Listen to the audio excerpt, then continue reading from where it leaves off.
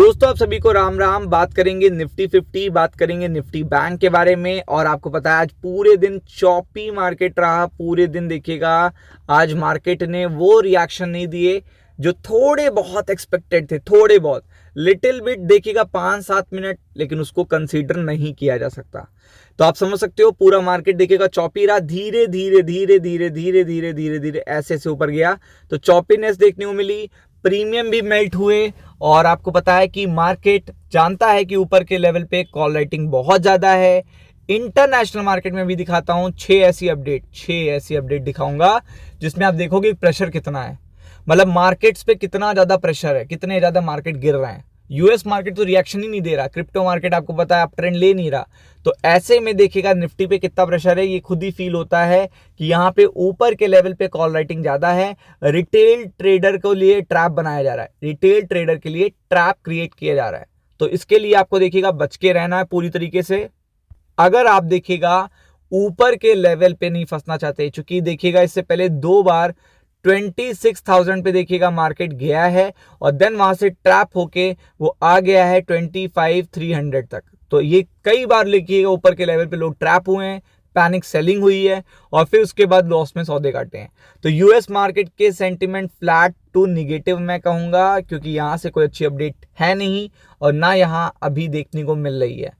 क्योंकि फेड यहाँ पे देखिएगा पूरा मूड कभी भी खराब कर सकता है, क्योंकि अब यूएस शटडाउन हटने के बाद उसके पास डेटा है और डेटा पे वो प्रतिक्रिया देगा और प्रतिक्रिया जब आएगी, रिफ्लेक्शंस आएंगे तो असर अच्छा नहीं होगा। फिर अगर आप देखेंगे तो ग्लोबल मार्केट के सेंटीमेंट में रशिया यूक्रेन के बीच में कुछ अच्छा चल नहीं रहा। इसके अलावा अगर आप देखेंगे तो यूएस से बड़ी अपडेट है जो अभी मैं आपको देने वाला हूं, तो वीडियो के अंत तक बने रहिएगा। तो सबसे पहले मैं आपको दिखा दूं कि आप ऊपर के लेवल पे बंद हुए हो, आप देखिएगा ऊपर चॉपीनेस में फंसे हुए हो, तो मैं आपके लिए ये इन्फॉर्मेशन लाया कि ये देख लीजिए। देखिएगा जापान का मार्केट आप देख लो, ये जापान का मार्केट है। फिर आप हैंसेंग को भी देखो, ये देखिए हैंसेंग का मार्केट है। और फिर चाइना के शेयर्स देखो। तो मैं आपको ये बताना इसलिए चाह रहा हूं कि जब डोमेस्टिक सेंटीमेंट थोड़े से अच्छे होते हैं तो आप ऊपर के लेवल पे इंडेक्स तो देखिएगा स्ट्रेच हो रहा है, मतलब स्ट्रेच होने की कोशिश कर रहा है।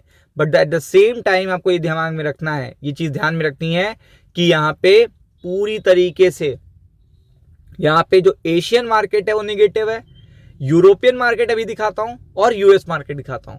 तो ये चीज आपके ध्यान में रहनी चाहिए कि जब देखिएगा इंटरनेशनल सेंटीमेंट बहुत ज्यादा निगेटिव हो तो ऊपर के लेवल पे आप अवॉइड करो, चूंकि ट्रैप जब भी होगी तो आप बड़ा ट्रैप होगी, चूंकि आप पॉजिटिव बिहेव कर रहे हो। मतलब हमारा मार्केट पॉजिटिव बिहेव कर रहा है और इंटरनेशनल मार्केट पूरी तरीके से क्रैक है। तो आप देख सकते हो, ये तो मैंने एशिया का दिखाया। अब मैं आपको दिखाता हूं देखिएगा यहाँ पे यूरोप का। तो यूरोप फ्राइडे को भी बहुत अच्छा गिरा था और देन आफ्टर दैट देखिए, ये देखिए, ये आपको देखिएगा कोई भी चीज एक सिंगल चीज देखिएगा ऐसा नहीं है कि ग्रीन हो। तो आप समझ लीजिए कि यहाँ पे कितना ज्यादा प्रेशर है, कितना ज्यादा प्रेशर आपको यहाँ पे देखने को मिल रहा है। आप देख सकते हो यहाँ पे।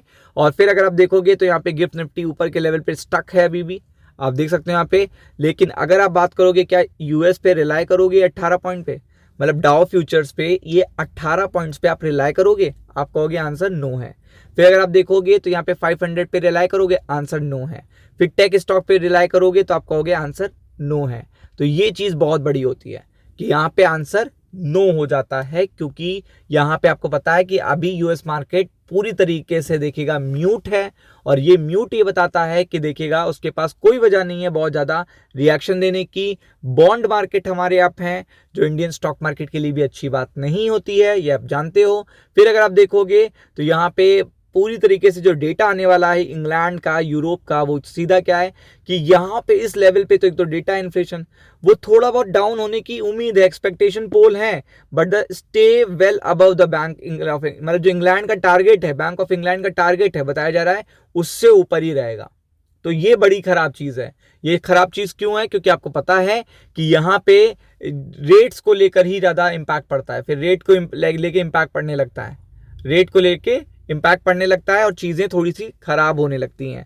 और यही चीज इंपैक्ट करने लगती है।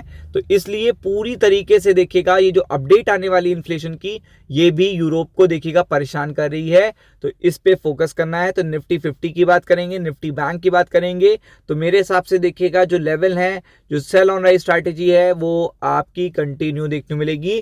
तो 25,000 देखिएगा यहाँ पे सबसे पहले देखिएगा 880, और 25,000 देखिएगा यहाँ पे पूरी तरीके से 780, ये सपोर्ट आपको देखने को देखिएगा, पूरी तरीके से फोकस करने हैं।